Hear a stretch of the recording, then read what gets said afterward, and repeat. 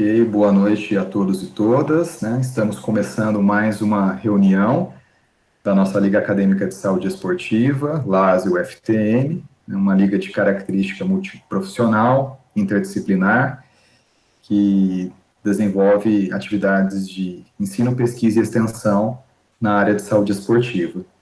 A proposta da nossa reunião de hoje, dia 9 de dezembro de 2020, é realizarmos uma apresentação de trabalhos com os nossos ligantes. Então, foi realizada uma divisão prévia dos ligantes em grupos. Cada grupo será responsável por apresentar assuntos de uma modalidade esportiva específica à livre escolha de cada grupo.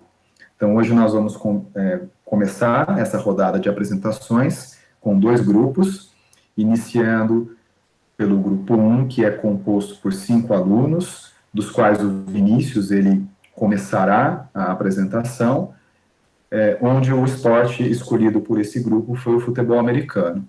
Então, Vinícius, eu gostaria de agradecer a você em nome, né, de todo o seu grupo, e deixá-lo muito à vontade para iniciar a apresentação do trabalho. E nós vamos combinar que a dinâmica envolverá primeiro uma apresentação do tema, num tempo que nós combinamos de aproximadamente 25 minutos, mas existe uma tolerância aí para menos ou para mais, que não podemos também ficar muito atrelados aí a essa questão do tempo. Na sequência, né, nós teremos aí uma discussão, né, envolvendo todas as pessoas aqui da Liga, os ligantes. Peço para que todos participem, tá? Eventualmente, talvez eu não consiga estar presente em todos os momentos da apresentação, então já justifico aqui, se em algum momento eu precisar sair, em função de estar participando de um outro evento também paralelo, tá? Mas, Vinícius, pode ficar à vontade para iniciar a apresentação. Já parabenizo de forma antecipada todo o esforço que o Grupo 1 teve para trazer essa apresentação aqui para nós. Fique à vontade, Vinícius. Obrigado, professor Daniel, pelo espaço. Boa noite a todos. Espero que todos estejam conseguindo me ver e me ouvir muito bem. Meu grupo, o Grupo 1, a gente decidiu abordar o futebol americano, um esporte que ganha cada vez mais espaço aqui no Brasil, cada vez mais fãs, e a gente também, por isso, escolheu esse tema. Meu grupo é composto pelo Gabriel Capelato, pela Giovana Nunes, pelo Rodrigo Schalk, pelo Tarcísio Coelho e por mim, Vinícius Fukagal, que eu vou começar explicando o esporte, explicando o jogo, porque como já foi passado para a gente uma vez durante um simpósio de esportiva, para a gente querer trabalhar no esporte, para a gente querer atuar nesse esporte como profissionais da saúde, antes de mais nada, nós precisamos entender esse esporte, entender como ele é jogado, para a gente poder escolher e planejar as melhores estratégias de trabalho. Então, eu vou começar explicando o esporte. Aí eu coloquei simplesmente alguns tópicos, mas a gente vai dar uma fugidinha, eu vou mais falar do que eu conheço mesmo. Bom, o futebol americano ele começa no século XIX. A primeira partida oficial foi entre universitários da faculdade de Harvard contra a faculdade de Yale, nos Estados Unidos, e ele deriva do rugby, que, de alguma maneira, ele deriva do próprio futebol, o futebol que a gente está mais familiarizado. Tanto que no começo, nos Estados Unidos, ele foi jogado com a bola de rugby. Depois, posteriormente, foi criado a própria bola do futebol americano. E aí eu até coloquei a curiosidade que todo mundo que não conhece o esporte pergunta por que chama futebol, né? Fute, pé, bola, bola do pé. Por que o esporte se chama futebol, sendo que a maioria das vezes, todo mundo conhece jogando a bola com a mão. O jogador quarterback segurando a bola nas mãos e arremessando. Bom, essa é uma curiosidade que eu trouxe porque o futebol vem do futebol normal, como eu já expliquei. Lá na Inglaterra, quando o futebol nasceu, as pessoas não entendiam muito bem como o futebol funcionava. Então, elas jogavam cada um com as suas próprias regras. Cada universidade jogava da sua maneira. E teve uma faculdade na Inglaterra que começou a pegar a bola com a mão e correr com a bola na mão. Nasceu aí o rugby. E aí o rugby foi para os Estados Unidos, como eu já falei, a primeira partida foi uma partida universitária, e aí eles chamaram de American Rugby Football, ou seja, futebol de rugby americano. E aí, com o tempo, eles perceberam que a bola do rugby não funcionava para o esporte, as regras mudaram muito, os times mudaram muito, e eles inventaram a própria bola. E aí o nome rugby passou a ser desnecessário. E aí virou só American Football. E aí depois tiraram o American e ficou só futebol. E uma curiosidade, né, que a palavra soccer nos Estados Unidos, que é como eles chamam o futebol normal, ela não foi inventada nos Estados Unidos, e sim na Grã-Bretanha, onde alguns campeonatos chamavam de soccer o esporte em si. Pode passar o slide, por favor? Agora falando da bola e do campo, é jogado num campo de 100 jardas, com 2 end zones, ou seja, vocês podem ver que é o objetivo dos times, e 2 gols. E a bola é uma bola oval própria do esporte, com toda uma aerodinâmica planejada para ser arremessada e ser chutada. Ela existe uma maneira de você segurar a bola para arremessar, se você quiser um arremesso mais curto ou mais longo, que é nessa costura. O quarterback, que é o jogador que arremessa a bola, ele segura na costura o dedo anelar, de acordo com a distância do passe que ele pretende fazer, e na hora de chute ela também tem um movimento necessário. E pode passar o slide. Agora eu vou falar das regras, pontuação e como o jogo é realmente jogado. O futebol americano, ele basicamente é uma disputa de território. O time que está atacando quer ganhar o território do time que está defendendo, com o objetivo de chegar na end zone, que é para marcar. Isso é estabelecido primeiro com um punch, que é um chute que um jogador específico do time faz, e a bola é colocada em determinada jarda do campo. E aí começam as descidas, que é chamada de downs. E cada time ele tem 4 chances para passar a marca pré-determinada, que na primeira jogada é de 10 jardas. Então, vocês vão assistir um jogo, por exemplo, na transmissão, vocês vão ver lá, tipo, primeira e 10, ou seja, é a primeira jogada com o objetivo de passar essas 10 jardas. E eles vão progredindo ao campo, o time que está defendendo tenta impedir esse avanço, tenta impedir que o outro time corra com a bola no campo ou complete os passes, e o time que está atacando quer ganhar esse território, quer avançar esse território. Tanto que se o jogador que está com a bola ele é derrubado para trás de onde a jogada começou, que traça-se uma linha chamada de linha de scrimmage, aí o outro time precisa recuperar esse terreno perdido e mais o terreno originalmente planejado. Quando o time consegue chegar na end zone, que é a figura de baixo, eles conseguem fazer a bola traçar o plano de gol, essa linha branca, eles marcam 6 pontos.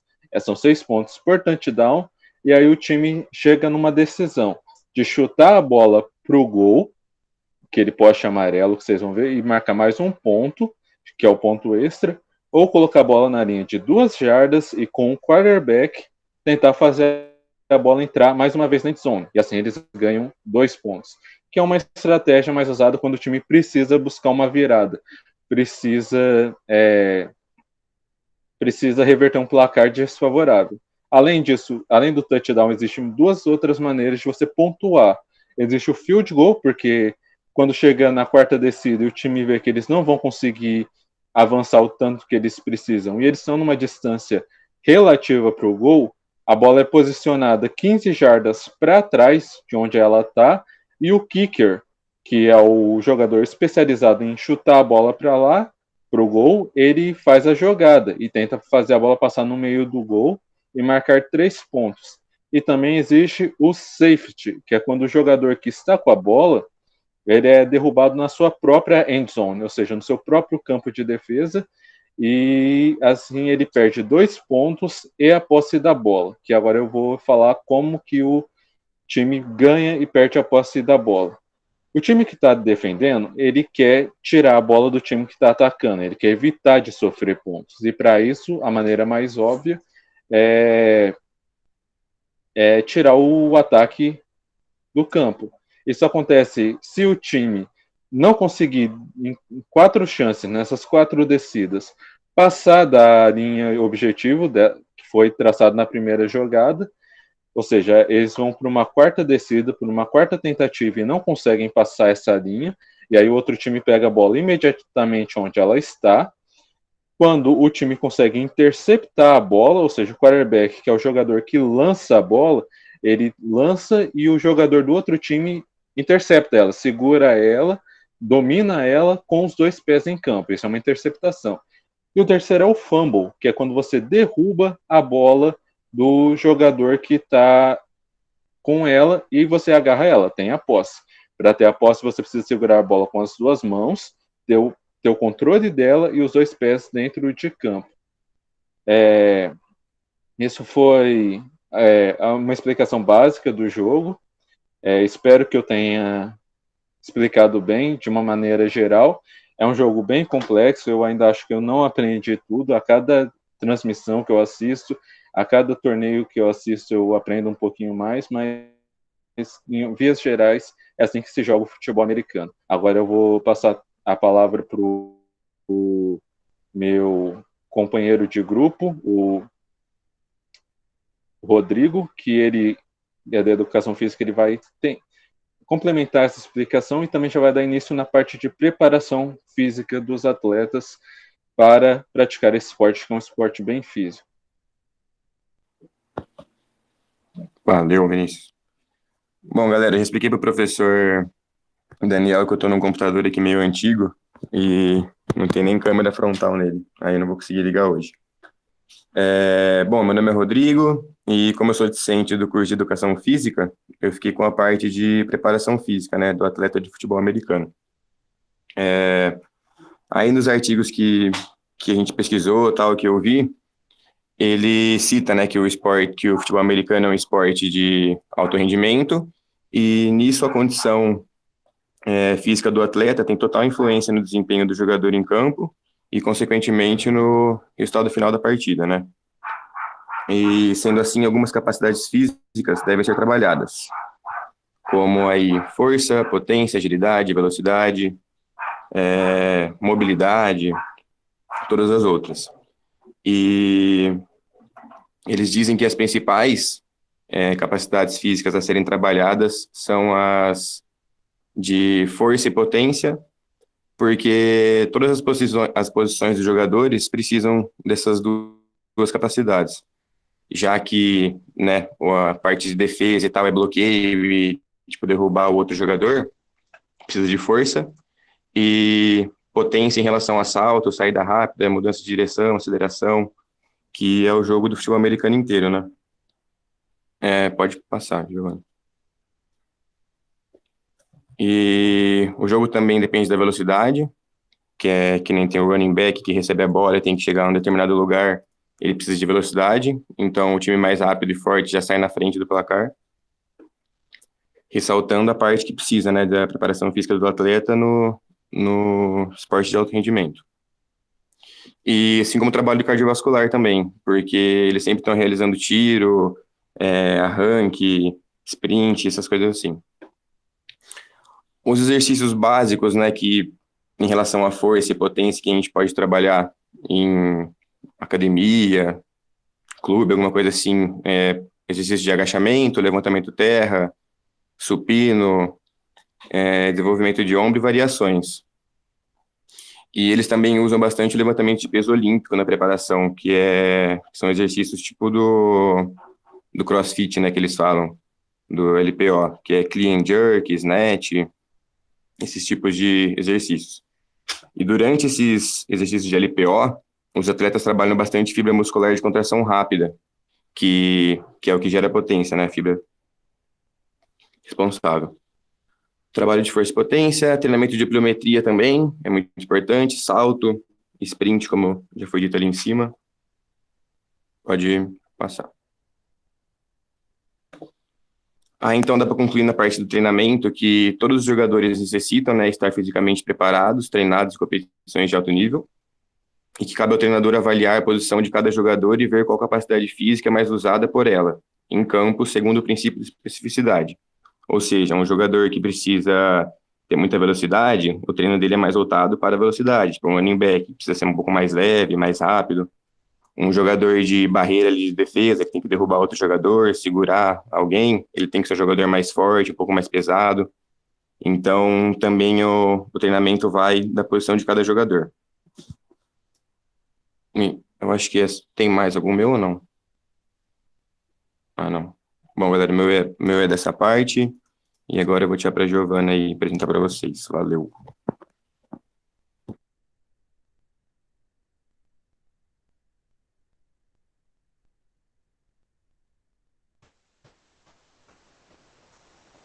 Pronto, eu vou falar da parte de nutrição, né, como discente de nutrição. Então, começando com as estratégias nutricionais. Conforme o Rodrigo e tanto o Vinícius falou, que os atletas têm uma ampla diversidade física dependendo da posição que eles jogam, e isso vai influenciar no perfil físico e na composição corporal mais adequada segundo essa composição. Então, algumas posições exigem maior potência física, maior capacidade de produção de força, e são mais estáticas. Então, a quantidade de massa muscular desses atletas deveriam ser maior. Enquanto outras posições, que exigem mais agilidade, velocidade, exigem que os atletas tenham um tamanho corporal menor justamente para influenciar nessa velocidade. Então, a gente tem que focar em reduzir a quantidade de gordura corporal. E tudo isso vai influenciar em qual estratégia nutricional o nutricionista vai trabalhar justamente para garantir o melhor desempenho segundo essas posições. E aí vem a importância da avaliação do estado nutricional, da avaliação de como esse atleta está, para desenvolver um bom trabalho, não só visando o desempenho, mas também a saúde, prevenção de lesões e tudo mais. Aí eu também coloquei algumas recomendações nutricionais gerais para o esporte, que é um esporte de alta intensidade, né? E na maioria das vezes isso acaba levando a uma deflexão nos estoques de glicogênio, então deve haver uma oferta adequada de carboidratos e até assim maior, justamente para garantir bons estoques de glicogênio e bom desempenho nesse esporte.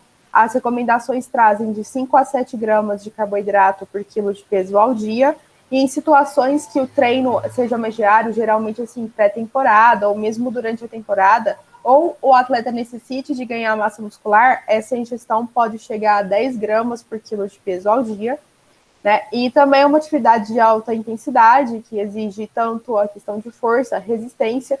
Então, a gente também preconiza uma ingestão proteica um pouco maior, de 1,4 a 1,7 gramas de quilo por peso por dia. A recomendação de lipídios, que são as gorduras, fica em torno de 20 a 35% do valor energético total diário que será ofertado. Que é a recomendação já comum, assim, que a gente vê tanto para pessoas que não são atletas quanto para atletas. Um ponto muito interessante desse esporte é em relação à hidratação, porque é muito difícil manter esses níveis adequados de hidratação e termorregulação nos atletas dessa modalidade, porque vários fatores influenciam nesse aspecto, né? Tanto o perfil antropométrico dos jogadores, que é então a questão de que tem jogadores que têm uma quantidade de massa corporal maior, ou que têm um tamanho corporal maior, consequentemente vão gastar mais energia, consequentemente vão produzir mais calor, e isso influencia nessa termorregulação e hidratação. A posição dos jogadores também influenciam. Então, os jogadores que são mais de ataque ou que jogam mais na linha, que têm uma posição mais estática ou que têm esse tamanho corporal maior, também vão ter uma maior dificuldade para ter essa termorregulação, enquanto os jogadores que são mais velocistas vão ter mais facilidade para termorregulação, até mesmo pelo tamanho corporal e por ter uma movimentação maior dentro do campo. O fato de ser um esporte de alta intensidade, né?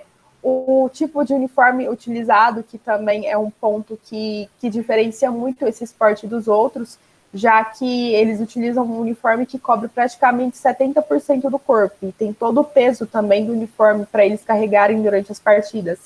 Então, isso acaba dificultando muito essa troca de calor com o meio ambiente, e isso acaba gerando um calor muito grande, deixando um calor muito grande, dificultando essa termorregulação e dificultando também até a questão da hidratação.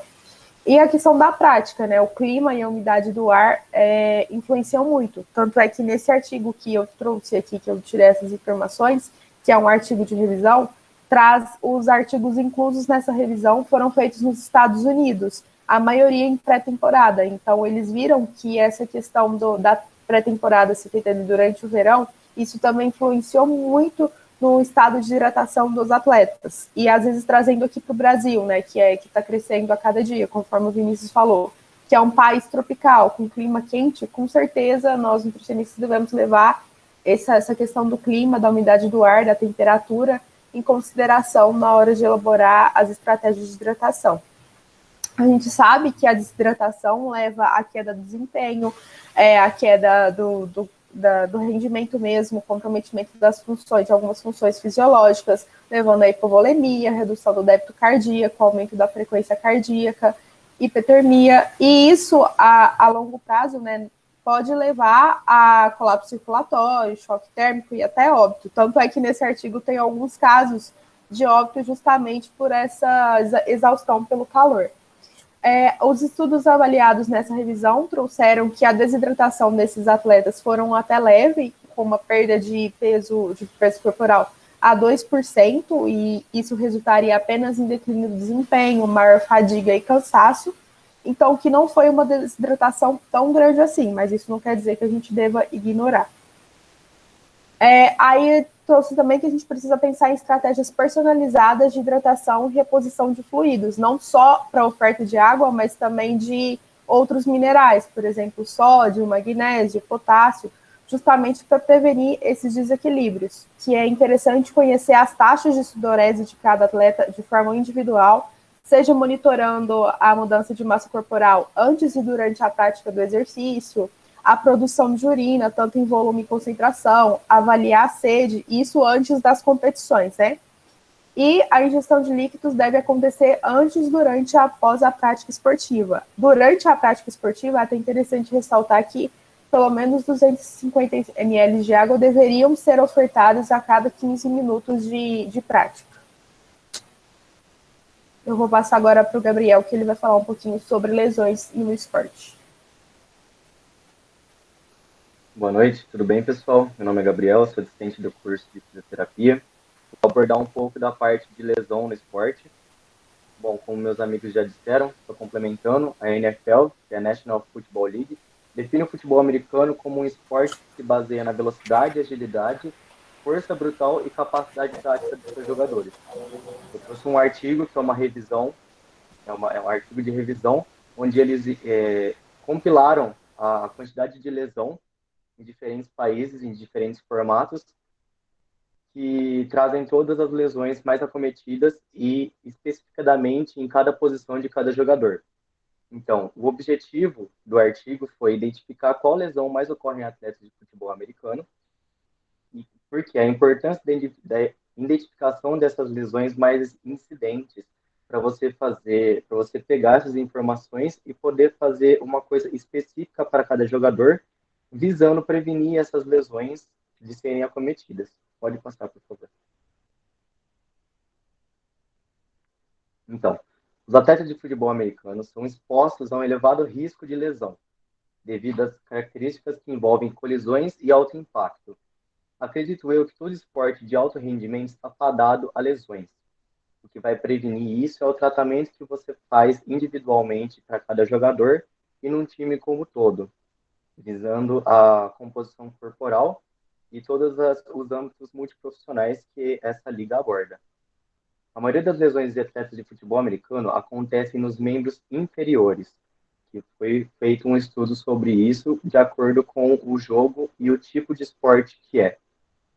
Os locais mais habituais são joelhos e tornozelos. Pode passar, por favor. Então, determinamos a lesão esportiva de acordo com a Injury Surveillance System, quando a lesão tenha ocorrido a participação de treino ou competição oficial, que tenha tido a indispensabilidade da procura de um médico ou treinador certificado, que tenha como consequência a restrição do atleta em participar do calendário esportivo, seja ele um jogo ou treino, por pelo menos um dia além do dia que a lesão ocorreu. Todas essas informações são diagnosticadas como lesão esportiva. Então, nesse artigo foram incluídos 12 artigos que se adequaram aos critérios de inclusão e foram selecionados. A lesão que mais foi diagnosticada foi a entorse ligamentar, ocorrendo maior frequência no joelho e no tornozelo, diagnosticados usando radiografia, ressonância magnética ou tomografia computadorizada. Os mecanismos de lesão foi o contato com outro jogador, ou seja, o impacto, ou a queda, ou a falta, ou a disputa de bola. Com menos frequência, o contato do jogador com a superfície, ou seja, o contato direto de um jogador contra outro jogador, não o contato com a superfície. Sempre acontecendo durante a corrida. Foi considerado que a posição linebacker, que é o defensor, quarterback, que é o atacante que lança ou corre com a bola, o running back, que corre para receber os passes ou bloqueia protegendo o quarterback, são as que mais sofrem lesão, ou seja, essas posições são as que mais estão fadadas a ocorrer a lesão. Pode passar, por favor. Nesse gráfico, vou mostrar as lesões com maior incidência de acordo com os artigos selecionados. Ou seja, foi aprovado que o entorse de ligamentar no joelho e ligamentar no tornozelo sofreu mais lesões do que outros, como entorse acromioclavicular, distensão muscular de isquiotibiais e distensão muscular nos músculos adutores. Pode passar.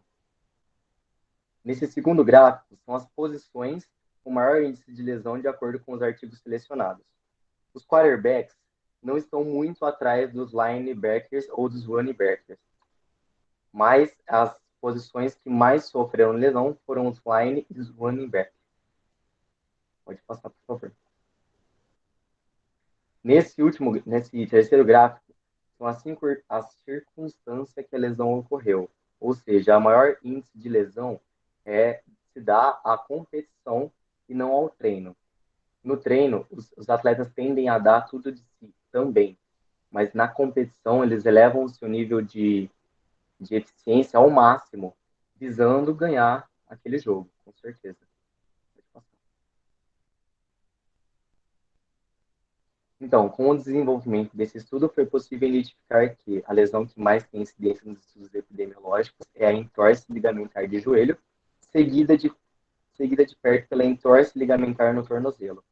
Outro resultado relevante foi a maioria das lesões aconteceu durante as competições e com menor frequência durante os treinos.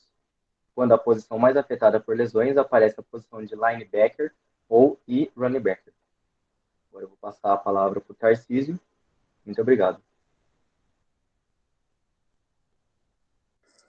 Bom, boa noite, pessoal. Meu nome é Tarcísio. Primeiramente, eu gostaria de agradecer a oportunidade que nos foi dada e também já pedir desculpas que eu não vou conseguir ligar minha câmera também.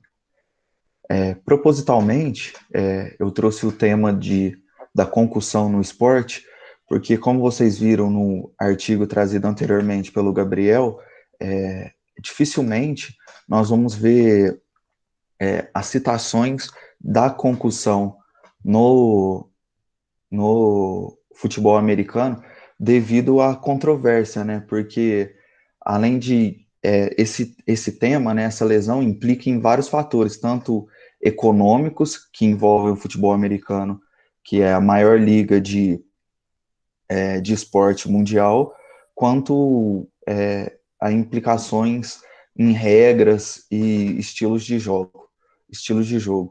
Então, ela é uma lesão muito frequente e pouco relatada, porque a concussão se dá pelo trauma direto ou indireto na cabeça, quando nós temos o chicote já conhecido, e como nós pudemos ver, o futebol americano é um esporte de muito contato. Então, todos os jogadores, quando eles não estão num alto nível de contato na defesa, eles sofrem bastante com contato quando estão atacando.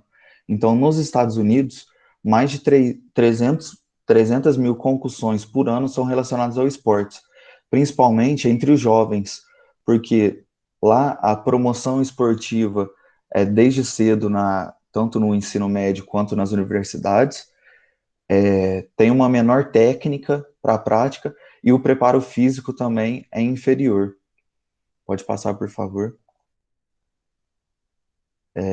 Mesmo com esses benefícios da introdução do esporte cedo, que é o controle de peso, o aumento da força, resistência e flexibilidade e a melhora da autoestima, se a gente colocar na balança, nós temos a exposição, a alta exposição às lesões, né? São os riscos, principalmente a concussão. Então, como eu disse anteriormente, a concussão e esse alto nível de impacto, né, dentro do esporte em geral, ele vai trazer para a gente, pode passar por favor, 2 vezes, a pensar em estratégia de prevenção primária. Então, como eu disse, vai implicar em vários fatores. Então, a melhorar o design dos capacetes. Mesmo hoje em dia, os capacetes sendo de alta tecnologia, eles não conseguem ter essa proteção dos atletas, uma vez que o capacete ele previne, né, e auxilia só no impacto, enquanto a concussão ela se dá pela aceleração angular rotacional. Mais uma implicação quanto a considerar a introdução de capacetes em esportes que não utilizam atualmente, que é no caso do lacrosse e o rugby, já citado, e adotar mudanças nas regras, mas que essas mudanças nas regras nem sempre vão surtir efeito na prática, né? Pode passar, por favor. Então, eu trouxe aqui um artigo para vocês que fala principalmente da força da musculatura do pescoço, que pode ser um fator de proteção para diminuir o risco de concussão em atletas de futebol americano no ensino médio. Pode passar, por favor. Então, esse estudo avaliou atletas adolescentes de futebol americano com o objetivo de identificar, quantificar e correlacionar os dados antropométricos e de força muscular com o risco de concussão. Então, eles avaliaram o comprimento da cabeça e pescoço, a circunferência da cabeça e pescoço, a força muscular com a dinamometria nos movimentos de flexão, extensão e flexão lateral direita e esquerda, na pré-temporada. E esses dados, eles foram utilizados a partir de um programa que é utilizado nos Estados Unidos, que como se fosse um software para controle de lesões no ensino médio, né, no high school, nos atletas de high school. Então, é um software que todas as lesões são relatadas nele, então ele chama High School Real. Eu até esqueci de colocar aqui para vocês, mas depois eu posso passar. E aí, a partir das concussões relatadas dentro desse software, eles puderam concluir, né, que os atletas que tinham uma força muscular menor no pescoço tinham maior correlação com a concussão, né? E aí eles conseguiram comparar também tanto a relação do comprimento da cabeça e pescoço com também o risco de concussão, uma vez que a concussão se dá pela velocidade angular de movimentos da cabeça. Então, o estudo concluiu que a diminuição da força muscular total do pescoço é um fator preditivo de concussão em atletas de high school. Pode passar? Só isso, pessoal. Quero, em nome do meu grupo, agradecer a presença de todos. Essas foram as nossas referências. Estamos abertos aí para os questionamentos. Obrigado. Tarcísio, antes da gente abrir a questão para os nossos colegas ligantes a questionamento, eu gostaria de deixar 2 pontos. O primeiro é uma indicação de filme, e o segundo, um comentário. O Gabriel comentou, obviamente trouxe muito bem os dados, que um grande número a lesão de maior incidência são lesões no membro inferior, no tornozelo, lesões ligamentares. Eu queria comentar que a NFL ela vive mudando as regras. O futebol americano é um esporte que vive se atualizando e hoje em dia existem várias regras, principalmente para o quarterback, para proteger esse jogador, porque ele é o cara que organiza a jogada ofensiva do time. Então, ele é bem visado pelos defensores, pelos linebackers que vão lá tentar fazer o tackle nele. Por exemplo, você não pode, hoje, com as regras, fazer um tackle nos membros inferiores do quarterback com o capacete. Você não pode descer o seu tronco, a sua cabeça para os joelhos e tornozelos do quarterback, que isso é falta. Você também não pode encostar, não pode derrubar o jogador que vai receber a bola antes dele ter contato com ela, para evitar entorses de tornozelo, por exemplo. E a dica que eu ia falar é do filme Concussion, que aqui foi traduzido para Um Homem Entre Gigantes, que é até interpretado pelo Will Smith, que é uma história baseada em fatos reais de um médico lá dos Estados Unidos, que ele percebeu os altos níveis de concussão no esporte, na NFL, e ele brigou com a liga tentou até censurar ele para mudar o esporte, mudar os capacetes. Se você pegar os primeiros capacetes do futebol americano, a proteção era mínima. Era um capacete em volta da cabeça e apenas uma barra de ferro, que era mais um mecanismo de lesão, porque essa barra conseguia facilmente penetrar o capacete do jogador adversário do que, obviamente, uma proteção. E esse médico, ele brigou e fez uma revolução no esporte. Os níveis de concussão são altos ainda, como você muito bem trouxe, mas eles diminuíram e a tecnologia nos capacetes, como você comentou, também evoluíram muito por causa desse médico. Então, acho que quem se interessar, é um filme interessante de se assistir, chama Concussion, o título original, e aqui chamou Um Homem Entre Gigantes. E também sobre as regras que você comentou, recentemente a NFL adicionou uma falta. Eu não quis comentar sobre faltas na minha fala, porque são muitas faltas que se pode cometer e eu não queria me estender aqui, mas uma das faltas é você não pode abaixar a sua cabeça para aumentar o impacto no atleta adversário, e também não pode bater cabeça com cabeça, ou seja, mirar o seu capacete no capacete adversário, porque isso vai resultar em uma falta, e se você estiver defendendo, você vai ceder jardas, ceder território para o time adversário. Muito obrigado pelo espaço.